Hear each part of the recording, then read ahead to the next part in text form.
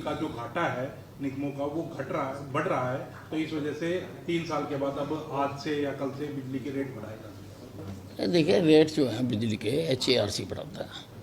हम अपनी फाइनेंशियल स्थिति हर बार वहाँ भेजते हैं, तो इस बार भी भेजी होगी। और जहाँ तक मुझे याद आ रहा है 8 साल हो गए रेट बढ़े, 8 साल पहले बढ़े थे रेट। तो ये अब अगर HARC प्रस्तावित करता है रेट बढ़ाना, सरकार की या महकमे की सहमति है? नहीं, वो जब आएगी हमारे पास, तो अभी कोई आई नहीं, क्या बढ़ाया कितना बढ़ाया, जब आएगी तो फिर हम विचार करेंगे। एक बिजली के बिल बकाया जो है 7,500 करोड़ के लगभग बताए जाते हैं, उनकी वसूली के लिए कोई योजना नहीं, उनकी वसूली के लिए मैंने सारे प्रदेश के SCs की मीटिंग कॉल की थी, पर फिर बीच में सेशन आ गया, तो उसके कारण हमें वो उस दिन रोकनी पड़ी।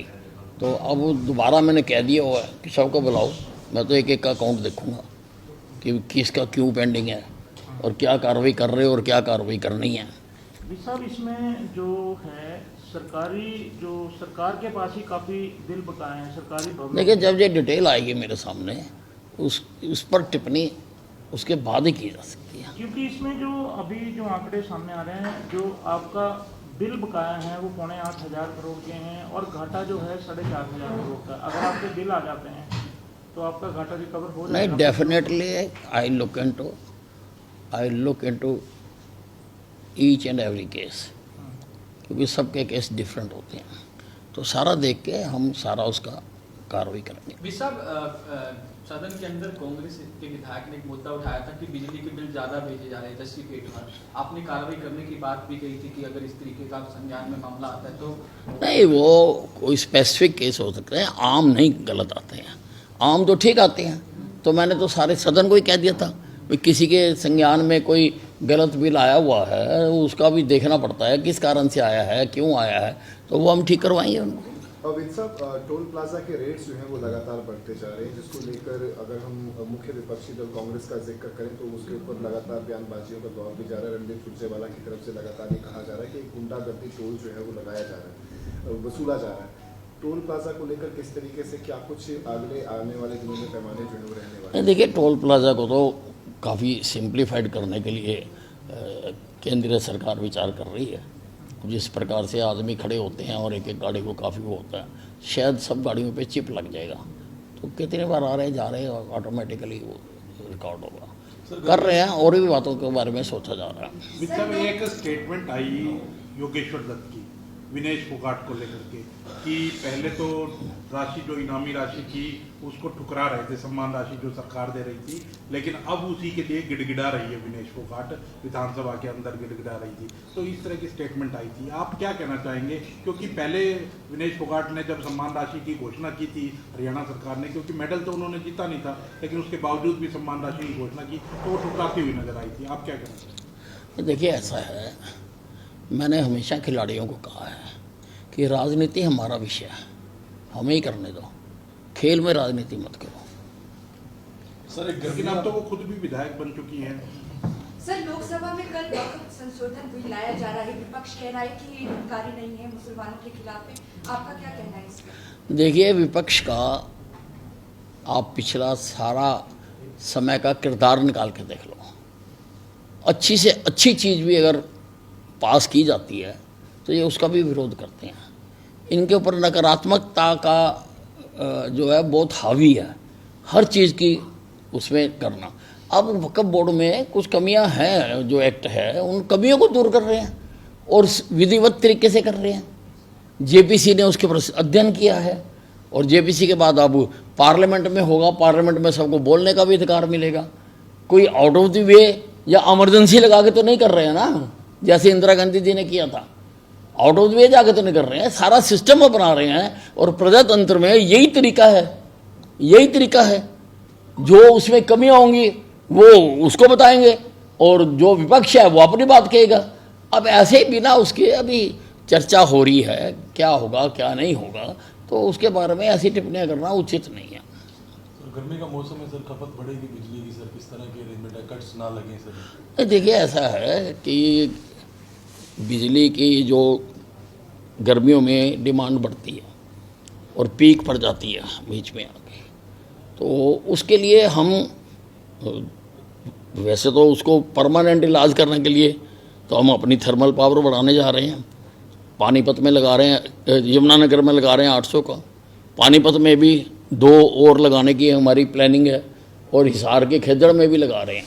तो वो तो है ही है, लेकिन जब बढ़ती है तो हमें नेशनल ग्रिड से मिल जाती है।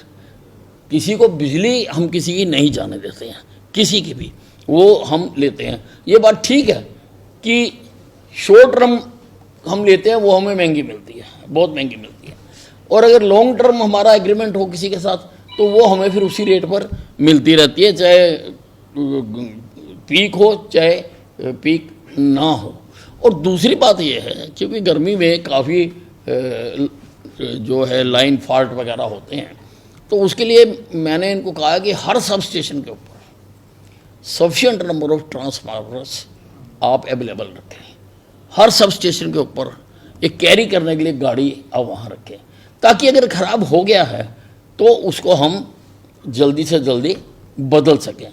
इसके अलावा जब से मैंने डिपार्टमेंट संभाला है, मैंने इनको ट्रांसफार्मर्स की ऑगमेंटेशन के लिए कह दिया कि अगर किसी ट्रांसफार्मर की कैपेसिटी से ज़्यादा उसके ऊपर लोड है तो उस ट्रांसफार्मर को बहुत सारे, अब मेरे पास डाटा तो नहीं है, लेकिन बहुत सारे ट्रांसफार्मर अपग्रेड कर दिए गए हैं, उनको उनकी ऑगमेंटेशन हो चुकी है। तो ये सारे तरीके हैं, और हमारे पास स्टॉक भी अच्छा, लगभग 10,000 ट्रांसफार्मर्स हमारे पास पड़े हैं। बाकी मैंने ये भी हिदायत दी है कि इनका जो सिस्टम है कि कहाँ पर कितने पड़े हैं वो सारा ऑनलाइन हो जाए, ताकि ज़रूरत पड़ने पर हर एसडीओ देख सके, अगर उसके पास नहीं है तो पड़ोस में कहाँ पे है, ताकि किसी को बिजली इंटरप्ट ना हो। शॉर्ट टर्म समझौतों को लेकर आपने विभागीय समीक्षा कर ली है आगामी मौसम को देखते हुए? नहीं, वो तो हमें मिल रही है ना जी, उसकी तो कोई दिक्कत नहीं है ना जी, वो तो मिल रही है हमें। वित्त साहब, भगवंत मान है, पंजाब के मुख्यमंत्री हैं, वो कहते हैं कि राहुल गांधी एक ऐसे नेता हैं जो कभी चले ही नहीं, और वो प्रयोग कांग्रेस बार बार कर रही है और वो कभी नहीं चल सकते, वो एक चले हुए कारतूस है, मतलब इस तरह की भाषा का वो कह रहे हैं। तो कैसे देखते हैं आप उनको? देखिए, वो भगवंत मान जी बिल्कुल ठीक कह रहे हैं, गलत नहीं कह रहे हैं। गलती कहीं और है। गलती ये है कि अगर आपको अच्छी तरह से पता है कि वो ठीक नहीं चल रहे हैं, तो जो इंडी के साथ आपने गठबंधन कर रखा, वो गठबंधन क्यों नहीं तोड़ते? तोड़ो उस गठबंधन को। ऐसे आदमी के साथ गठबंधन किस लिए करना, जिसके बारे में आप भी जानते हो, जनता भी जानती है, हम भी जानते हैं, दूसरी पार्टियां भी जानती हैं कि अब इसमें तेल नहीं है, ख़त्म हो गया। तो फिर तोड़ो इसके साथ गठबंधन, सारी पार्टियां तोड़ें। सर साहब, ये जो आपके पास ट्रांसपोर्ट भी है, तो ये जो अवैध वाहन चलते हैं, खासकर मैक्सी कैब वगैरह या ओवरलोडिंग के वाहन, उनको लेके कोई विभागीय कार्रवाई या समीक्षा हुई? नहीं, देखिए जी, बहुत बड़ी समस्या है, और मैं तो इसको चेक करने के लिए एक दिन खुद सड़क पर खड़ा हुआ था, और लगभग 2.25 लाख रुपए हमने जुर्माना भी वसूल करा था, सारी गाड़ियाँ भी इम्पाउंड की थी, और उसी मुझको देखते हुए बाकी जगह पर भी आरटीएस कर रहे हैं। लेकिन इसमें प्रॉब्लम ये है कि हमारे पास स्टाफ बहुत कम है। एक ज़िले में अगर एक आरटीए भी हो और वो 10 सड़कें आती हैं, वो 10 पे खड़ा नहीं हो सकता। ये प्रॉब्लम है हमारे साथ, हम उसका भी हल निकाल रहे हैं कि किस प्रकार से उसका भी हल निकाला जाए, और किसी को भी जो कानून को वायलेट करके मैं गाड़ी नहीं चलाने दूंगा। आरटीएस की पावर जैसे पहले भी डायल्यूटेड, कुछ सोच रहे हैं आप दोबारा कि इनकी जो पावरों का विस्तार करें, या जैसे 10 सड़कें आपने बताया कि 10 की 10 सड़कों पे आरटीएस? नहीं, उसके लिए हम प्रपोजल बना रहे हैं कि अभी हमने सरकार से मांगे भी हैं कि उस कैटेगरी के हमें और अधिकारी दिए जाएं, ताकि हर ज़िले में कम से कम एक तो हो जाए। आज तो वो स्थिति भी नहीं है, लोगों को अपनी गाड़ी पास कराने के लिए दूसरे तीसरे चौथे ज़िले में जाना पड़ता है। तो इसलिए हर ज़िले में गाड़ी जो है पास हो सके, वो हम कर रहे हैं कोशिश। वित्त साहब, पंजाब के राज्यपाल गुलाब चंद कटारिया ने एक बहुत अच्छा इनिशिएटिव लिया है। पंजाब के अंदर पदयात्रा जो है वो निकाली जाएगी 8 से 13 अप्रैल तक नशे के खिलाफ। उसको किस तरीके से देखते हैं? उसमें सभी जो एमपी हैं, एमएलए हैं, सीएम का कोई इन्विटेशन जो है वो दिया गया? बहुत अच्छा इनिशिएटिव है। ये जो बीमारियां लग जाती हैं, ये सामाजिक बीमारियां होती हैं। ये कानून से, डंडे से, लाठी से, गोली से, अगर आप पिछला इतिहास देखें तो ये जो बुराइयां थी वो उससे ठीक है, कुछ देर के लिए रुक जाती हैं, लेकिन पूर्णतः खत्म नहीं होती है। पूर्णतः खत्म तब होती है कि जो समाज शास्त्री हैं वो समाज में लोगों का मन परिवर्तन कर दें, लोग उसको हाथ ना लगाएं, वो है। अलबत्ता जब तक ऐसा नहीं होता तो हमारी सरकार पूरी तरह से तैयार है और हम पूरी कोशिश कर रहे हैं।